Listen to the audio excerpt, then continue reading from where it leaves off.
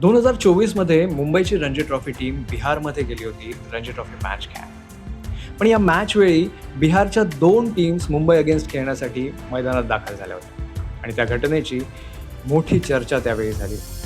बिहार क्रिकेटमधले अंतर्गत वाद, मॅनेजमेंटमधले वाद, मॅनेजमेंट आणि खेळाडूंमधले वाद, यामुळे हे सगळं घडलं होतं आणि त्यामुळे बिहार क्रिकेटचं नाव इंडियन डोमेस्टिक क्रिकेटमध्ये खराब झालं होतं.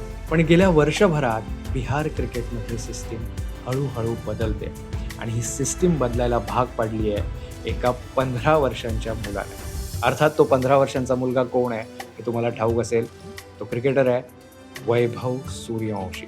या 15 वर्षांच्या मुलानं गेल्या IPL पासून आपली एक वेगळी ओळख निर्माण केली आहे. गेल्या वर्षीची IPL स्पर्धा, त्यानंतर झालेला इंडिया अंडर-19 एशिया चषक, त्यानंतर अंडर-19चा वर्ल्ड कप आणि आता पुन्हा एकदा IPL स्पर्धेमध्ये वैभव सूर्यवंशी कमाल करतोय.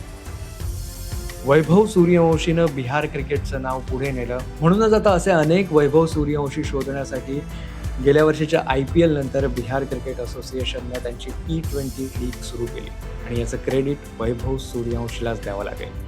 गेल्या IPL सीझनमध्ये कदाचित राजस्थान रॉयल्सनं त्याला पहिल्या मॅचपासून जर टीममध्ये घेतलं असतं तर राजस्थान रॉयल्सचं गेल्या IPL मधलं पॉईंट टेबलमधलं स्थान कदाचित वेगळं असलं असतं. कदाचित ते प्ले ऑफ खेळू शकले असते. पण यावेळी मात्र राजस्थान रॉयल्सनं पहिल्या मॅचपासून वैभव सूर्यवंशीला संधी दिली आहे आणि पहिल्याच मॅचमध्ये सगळ्यांनाच जे अपेक्षित होतं तेच वैभव सूर्यवंशीनं केलं. चेन्नई सुपर किंग अगेन्स्ट तो फक्त 17 बॉल खेळला आणि या 17 बॉलमध्ये त्यानं 52 रन्स केले आणि तिथेच मॅच संपवून टाकली. 128 धावांचा पाठलाग करताना वैभव सूर्यवंशीच्या 52 रन्समुळे मॅच राजस्थाननं आरामात जिंकली.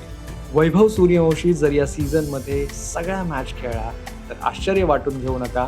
या सीझनच्या एंडला सगळ्यात जास्त रन्स करणाऱ्या बॅट्समनला जी ऑरेंज कॅप दिली जाते ती कदाचित वैभव सूर्यवंशीच्या डोक्यावर असू शकते.